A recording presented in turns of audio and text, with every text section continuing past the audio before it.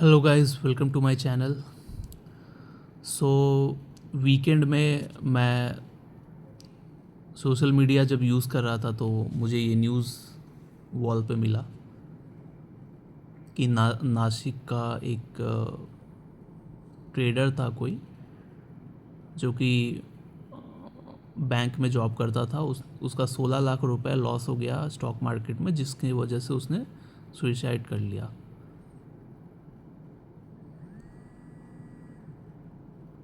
तो ये काफ़ी दुख हुआ मुझे ये न्यूज़ मिला तो, कि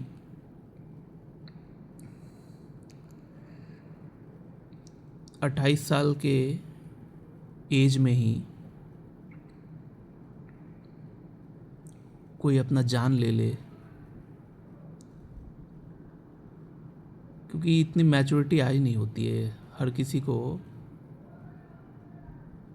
इतनी कम उम्र में उतनी मैच्योरिटी आई नहीं होती है। तो मैं आप लोगों को यही बोलना चाहूँगा कि शेयर बाज़ार जो है ना, ये इतना भी आसान नहीं है जितना नज़र आता है। कोई भी आजकल जो न्यूबीज़ जो हैं उनकी मैं बात कर रहा हूँ, डीमैट अकाउंट 15-20 मिनट में खुल जाता है, फ्री में खुल जाता है। मेरे कॉल्स आ रहे हैं। डीमैट अकाउंट आजकल फ्री में खुल जाता है, और जैसे अकाउंट खुल गया लोग सोचते हैं कि मैं ट्रेडर बन गया। अभी आपको भाई साहब ज़ीरो नॉलेज है, आपको सीखना है। पहले आप इस चीज़ को समझो। रिस्क जो होता है ना, रिस्क किस तरह से मैनेज किया जाता है, ये हर किसी के बस की बात नहीं होती। इसमें बहुत बहुत कैलकुलेशन होता है। स्कूल लेवल में, कॉलेज लेवल में, कॉलेज लेवल में आपका अगर मैथ्स स्ट्रांग है तो आपके लिए थोड़ा और आसान हो जाता है इस रिस्क को मैनेज करना। लेकिन अगर आप मैथ्स में वीक हो, आपको डर लगता था मैथ्स से, तो प्लीज़ आप थोड़ा टाइम लो सीखने समझने के लिए। पहले समझो, उसके बाद आप उसमें इंटर करो। होता क्या है कि आजकल मैक्सिमम लोग अपने एक्साइटमेंट में आके अपने औकात से बाहर का काम कर लेते हैं। जैसे कि ये भाई साहब की अगर मैं बात करूं, जिन्होंने अपनी जान ली, 16 लाख रुपए के लिए इन्होंने अपनी जान ले ली। ये क्या इंडिकेट करता है? 16 लाख रुपए इनके लिए बहुत बड़ी रकम है, इसलिए इन्होंने अपनी जान ली। तो जब आपके लिए ये रकम बहुत बड़ी थी, तो क्या ज़रूरत था आपको इतना पैसा लेके घुसने का? अगर आप 4-5 लाख रुपए ही, अगर आपके लिए अगर छोटा अमाउंट है, या अगर आप अफोर्ड कर सकते हो, तो उतना ही इन्वेस्ट करो। आप उतना ही इन्वेस्ट करो, अच्छे से इन्वेस्ट करो, थोड़ा टाइम दीजिए शेयर बाज़ार को। वो 4-5 लाख रुपया ही 20-25 लाख हो जाएगा। लेकिन अगर आप लालच में या एक्साइटमेंट में आके आप ज़रूरत से ज़्यादा रिस्क ले लोगे, तो फिर वो रिस्क लेने के बाद अगर मान लीजिए पोर्टफोलियो नीचे चला जाता है, आपने मान लीजिए लोन पे पैसा उठा रखा है, तो आपको तो ईएमआई भरनी है। अगर आपने किसी पर्सन से पैसा लिया तो उनको भी तो आपको देना होगा ना, किस्त उधार का। जैसा कि इन भाई साहब का मुझे नज़र आ रहा है, इन्होंने या तो लोन पे लिया होगा पैसा। आर्टिकल में ज़्यादा कुछ मेंशन नहीं किया है, बट मैं ऐसे एज्यूम कर रहा हूँ, क्योंकि मैं इस फील्ड से बिलोंग करता हूँ। मैंने अपने ज़िंदगी का 12 साल दिया है, तो मैं इस चीज़ को अच्छे से समझता हूँ कि भाई साहब ने या तो किसी से पैसा लिया होगा, किसी पर्सन से, या फिर बैंक से लोन लिया होगा। और क्योंकि मंदी में कमाई होती नहीं है, आधा हो जाता है, या अगर ये मार्जिन ट्रेडिंग कर रहे होंगे तो इनका पोर्टफोलियो पूरा साफ़ हो गया होगा। ज़्यादा कमाने के चक्कर में बहुत लोग मार्जिन ट्रेडिंग भी करते हैं, मार्जिन ट्रेडिंग की बात करें, जैसे अगर आप देख रहे हो मेरा 30 लाख का पोर्टफोलियो है, तो मैं चाहूँ तो 1 करोड़ का भी माल उठा सकता हूँ। ब्रोकर मुझे आराम से मार्जिन देता है कि आप इंट्राडे में 1 करोड़ का माल लेके ट्रेड कीजिए। मुझे लालच भी देगा कि आप तो आराम से 2% 3% आप तो आराम से एक्सपीरियंस्ड हो, तो प्रिडिक्ट कर ले रहे हो शेयर्स को इंट्राडे के बेसिस पे। तो 1 करोड़ का अगर आप मार्जिन लेके काम करते हो तो एक दिन में ही आप 2-3 लाख रुपए आराम से कमा लोगे। लेकिन देखिए भाई साहब, आपको दिखाते हैं कि कमाई हो रहा है, लेकिन कमाई होता भी है, मानता हूँ मैं। जो लोग की कैपेसिटी है मार्जिन में भी काम करने का, मान लीजिए उनका बैकअप है, उनके बैंक बैलेंस 50-60 लाख रुपए 70 लाख रुपए में पड़े हुए हैं, डीमेट में 20 लाख 30 लाख ही डाला है, तो वो ले सकता है रिस्क, क्योंकि उसको मालूम है कि अगर चलो 15-20 लाख नुकसान भी हुआ तो मेरे पास बैकअप तो है ना 70-80 लाख रुपए, वो मुझे बचा लेगा। लेकिन जिनके पास बैकअप नहीं है, जिन लोगों ने बोरो करके इन्वेस्ट किया है, वो लोग अगर ये मार्जिन के चक्कर में पड़ेंगे तो बुल रन में कमा तो लेंगे, लेकिन बियर रन में ये रुला रुला के पूरा पोर्टफोलियो जीरो हो जाता है। मार्जिन 1 करोड़ का आप अगर माल उठा लिए, 3% क्रैश हो गया शेयर, तो आपको 3 लाख रुपए इंस्टेंट नुकसान भरना पड़ेगा। कहाँ से होगा? 20 लाख रुपए 30 लाख का जो पोर्टफोलियो वहाँ से माइनस हो जाएगा वो 3 लाख। फिर आप सोचोगे कोई बात नहीं, नेक्स्ट डे रिकवर कर लेंगे, तो नेक्स्ट डे फिर आप 80 लाख 90 लाख का जितना मार्जिन मिलेगा आप उठाओगे, उस दिन और 2 लाख लॉस खाओगे। करते करते अगर 7-8 दिन आपका साथ नहीं दिया शेयर बाजार, तो आपका पूरा पैसा साफ हो जाएगा और आप रोड पे आ जाओगे। तो इसीलिए उस लोभ में आपके अंदर इतनी मैच्योरिटी होनी चाहिए कि कोई भी आपको लोभ दिखाए, कुछ भी बोले कि अरे इतना कमा लोगे, ये कर लोगे, लोभ में नहीं पड़ना। ये पहला डिसिप्लिन आपको। देखिए 10-12 साल क्या हम लोग सीखते क्या हैं? कंपनी की बैलेंस शीट हम लोग जब कॉलेज में थे ना, तभी हम सीख लिए थे। बहुत छोटी चीज़ होती है वो सब, बैलेंस शीट कैसे स्टडी करना होता है क्या, ये सब आराम से उस वक्त हम लोग हम मतलब मैं तो नहीं, जितने भी स्टूडेंट हैं सबको सिखाया जाता है उस उम्र में, 18-20 साल की उम्र में।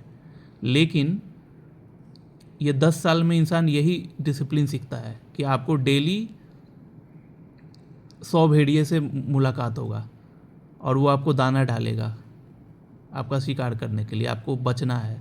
उल्टा उनका आपको, उनके मुंह से रोटी आपको छीनना आना चाहिए। बाज़ार यही होता है, शेयर बाज़ार में लगभग ऐसे ही होता है कि आपको बहुत तरह से लोग रिझाएंगे, मैनिपुलेट करने की कोशिश करेंगे, लेकिन आपको इतना स्ट्रॉन्ग, मेंटली आपको इतना स्ट्रॉन्ग रहना पड़ेगा कि आपको, आप जो डिसीजन ले रहे हो वो परफेक्ट होना चाहिए। थोड़ा भी अगर आप किसी के चक्कर में बहक गए तो फिर ख़त्म हो जाओगे आप। तो मैं अगर पर्सनली खुद की बात करूं तो मेरी कैपेसिटी है, मैं 1 लाख रुपए मंथ का ईएमआई भर सकता हूँ आराम से। सब ब्रोकिंग का भी मेरा बिजनेस है, प्लस जो एडवाइजर्स वगैरह हैं उनको भी मैं कुछ असिस्ट कर देता हूँ, कुछ उनको भी हेल्प चाहिए होती है, तो ऑब्वियस सा बात है हेल्प तो फ्री में होगा नहीं, तो उसके लिए वो कुछ मुझे पैसे देते हैं। तो ये सारा इनकम लेके अगर मैं कैलकुलेट करूँ, खर्चा वर्चा सब ले हुए कर, तो मैं आराम से 1 लाख 1,05,000 तक ईएमआई मंथली भर सकता हूँ। तो उस हिसाब से ही मैं बोरो करता हूँ, लिवरेज लेता हूँ। अगर मैं कहीं से पैसा उठा रहा हूँ तो मेरा ये हमेशा कैलकुलेशन रहता है कि मैं उस पैसे से फिर कमा के उसको लौटाऊंगा, इस उम्मीद में मैं नहीं रहता हूँ।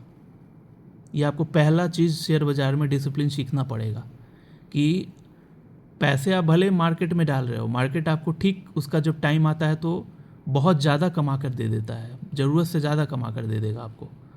लेकिन आपको जो, अगर आप लिवरेज ले रहे हो, आपने अगर किसी से पैसे उठाया है, किसी रिलेटिव से या फिर दोस्त से या जिससे भी, बैंक से भी, जो भी है, हालांकि बैंक का तो कोई अलाउ नहीं करता, लेकिन मैं रिलेटिव्स का एग्जांपल लिया था, आपने जिसी से भी पैसे उठाया है तो आपकी कैपेसिटी होनी चाहिए, आपके पास अदर सोर्स ऑफ इनकम होनी चाहिए जिससे आप हर महीने उसे पे कर सको।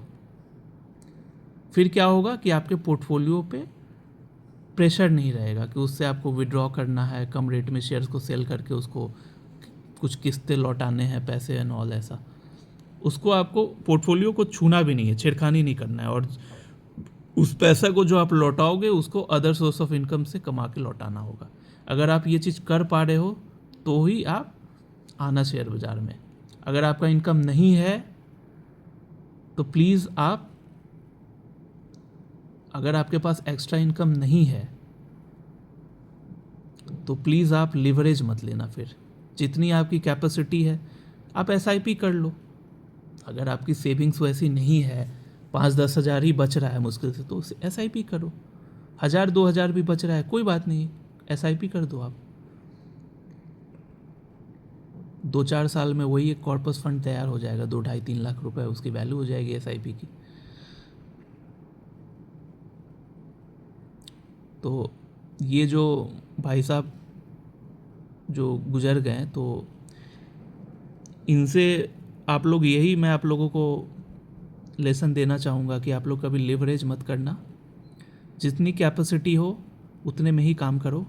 कोई ज़रूरत नहीं है भाई साहब, आपका दोस्त चाहे कोई हित साथी अगर करोड़ों में का पोर्टफोलियो बनाया है तो आप मत बह जाओ इमोशंस में कि हाँ मुझे भी उसका बराबरी करना है, उसको नीचा दिखाना है, मुझे उससे आगे बढ़ना है। ये वो सब बचकाना हरकत मत करो प्लीज़। अपने में रहो। आपके पास आपकी कैपेसिटी नहीं है, ठीक है, कोई बात नहीं, हो जाएगी। ऊपर वाला का कृपा होगा, आप मेहनत कर रहे हो जाएगी, आपके पास भी हो जाएगा कभी पैसा। भगवान मौका हर किसी को देता है, लेकिन इमोशंस में मत, आपको बहने का नहीं है। कोई कमा रहा है तो वो सोच के आप ये अपने औकात से बाहर का कर्ज मत ले लो। आप हमेशा उतने पैसे ही बोरो करो, अगर करना है बोरो, तो जितना आप अदर सोर्स ऑफ इनकम से, मंदी भी हो तब भी आपका वो सोर्स ऑफ इनकम बरकरार रहे और आप आराम से उनको पे करते रहो, तभी उतने ही का आप लेना। जैसे मैं अपनी बात करूँ, मैं 1 लाख रुपए ईएमआई भरता हूँ, हर महीने भरता हूँ।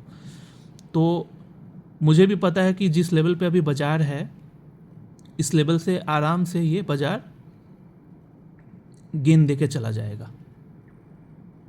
जब भी बायर्स लौटेंगे, 1 साल, 1.5 साल, चलो 2 साल, मैक्स टू मैक्स मैं 2 साल पकड़ लेता हूँ, 2 साल बाद भी अगर बायर्स लौटते हैं तो मैं कमा के निकल जाऊँगा अच्छा खासा। बट इस उम्मीद में मैं जाकर 100 करोड़ उठा लूँ बैंक से या फिर एचएनआई इन्वेस्टर से, तो ये क्या रिस्क, ये तो फिर औकात से बाहर वाली बात हो गई ना। उन्हें तो मुझे रिटर्न भी करना है, तो ये चीज़ आपको नहीं करना है। पता, सबको पता है कि ऊपर जाएगा, लेकिन हाँ, बोरो इतना औकात से ज़्यादा बोरो ना कर लो आप कि फिर आपकी नींद हराम हो जाए। मान लो आपने बोरो कर लिया अगर 100 करोड़ रुपए, बॉटम तो बना नहीं है, यहाँ से और 40% अगर स्टॉक्स में करेक्शन आ जाता है तो नुकसान तो आपका 40 करोड़ का शो करेगा। आप तो ऐसे ही पागल हो जाओगे। आपका अगर नेटवर्थ मुश्किल से 5-7 करोड़ रुपए है सिर्फ, और आप 40 करोड़ नुकसान देखोगे तो आप तो ऐसे ही, आपको हार्ट अटैक आ जाएगा। तो ये चीज़ आपको हमेशा देखना है। वही ये भाई साहब के साथ हुआ होगा, 2-2.5 लाख कुछ कमाते होंगे साल का, 16 लाख नुकसान हुआ, मर गए। उनको वही लगा कि हाँ चलो जान ले लेना सही है। और इनिशियली तो हर किसी को नुकसान होता है। मैं भी शेयर बाज़ार में जब आया था तो मैं भी नुकसान खाया था। अगर मैं टोटल अगर कैलकुलेट करूँ आपका इनिशियल डेज़ में, इनिशियल 3-4 ईयर्स में, तो 20 लाख के आसपास का मेरा भी नुकसान हो गया था। और सबसे फ़नी बात यह है कि मैंने बोरो किया था वो फंड को, क्रेडिट कार्ड एंड ऑल सबसे बोरो पंच कर करके पैसे निकाल के मैंने कुछ पर्सनल लोन्स भी लिए थे, मैं बोरो करके वो इन्वेस्ट किया था। 20 लाख लॉस हो गया। एंड ब्रोकिंग का काम मेरा डेवलप नहीं हुआ था, मुश्किल से 20-22 क्लाइंट थे मेरे। मैंने हार नहीं माना। घर वालों से हेल्प ली, 4-5 महीने उन लोगों ने दिया मुझे पैसे, 70-80 हज़ार रुपये जो ईएमआई पड़ रहा था। बट देन मैं उसी वक्त रियलाइज़ कर दिया था कि मुझे other source of income develop करना पड़ेगा, तो मैंने ब्रोकिंग में ध्यान देना स्टार्ट किया, लोगों को कन्विंस किया, लोगों को अप्रोच किया, करते करते नंबर ऑफ़ क्लाइंट्स बढ़ते गए, ट्रेडर्स बढ़ते गए, और ब्रोकरेज से मुझे जो आने लगा पेमेंट, मैं उससे EMI भर भर के लगभग ख़त्म कर दिया 3 साल में अपना जो कर्ज था। और फिर कुछ पैसे मुझे फ्रेश फंडिंग्स वगैरह मैंने उठाया, और क्योंकि मैं काम सीख गया था तो मैंने रेलवेज़ वगैरह में ज़्यादा इन्वेस्ट किए थे, तो वहाँ 3-4 गुना हो गया पैसा, प्लस और भी शेयर्स हो गया, CDSLs हो गया, BSE हो गया, करके मतलब ये सब शेयर से कमा के मैंने फिर ये पोर्टफोलियो खड़ा किया।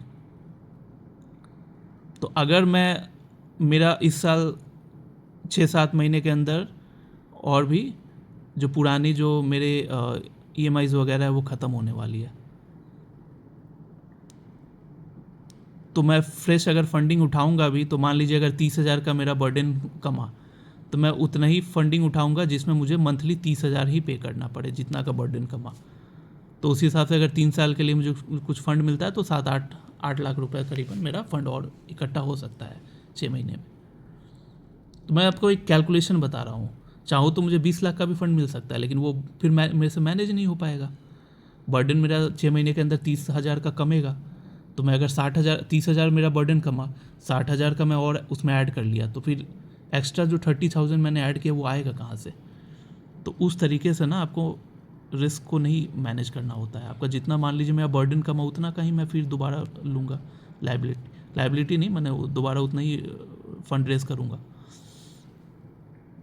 तो ये होता है तरीका। मेरा 1 लाख रुपए, 1,05,000 रुपये के आसपास क्षमता है। बाज़ार मेरा गिरे चाहे बढ़े, मैं इतना फिक्स हर महीने आराम से दे सकता हूँ बिना कोई बर्डन का EMI। तो मैं इतना में ही खेलूँगा, मैं उतना ही पैसे उठाऊँगा जिसमें मुझे मंथली सिर्फ कैलकुलेट करके 1 लाख रुपए ही देना पड़े। तो जो लोग मेरा ये वीडियो देख रहे हैं, आप लोग भी अगर लिवरेज में सोच रहे हैं काम करने का, तो आप इस तरीके से ही सोच सकते हो। और अगर आप ऐसे सोच रहे हो कि नहीं मैंने बाज़ार से उठा लिया, मेरा कैपेसिटी एकदम नहीं है, extra other source of income बिल्कुल नहीं है, मैंने फिर भी 20 लाख रुपए 30 लाख रुपए उठा लिया मार्केट से, लोगों से, इस उम्मीद में कि 1 साल 2 साल में तो बढ़ ही जाएगा तो फिर वापस कर देंगे, तो ये तरीका नहीं है। क्योंकि बाज़ार है, शेयर बाज़ार है, हमेशा आपको वर्स्ट सिनेरियो में भी क्या अगर हो सकता है वो भी कैलकुलेट करके चलना है। मान लीजिए मेरा फिक्स सोर्स ऑफ इनकम है ब्रोकरेज एंड वो अदर जो सर्विस प्रोवाइड करता हूँ एडवाइजर्स को उनका, तो ये सब लेकर मेरा जो इनकम है मैं उससे तो अपनी लाइबिलिटी क्लियर कर रहा हूँ।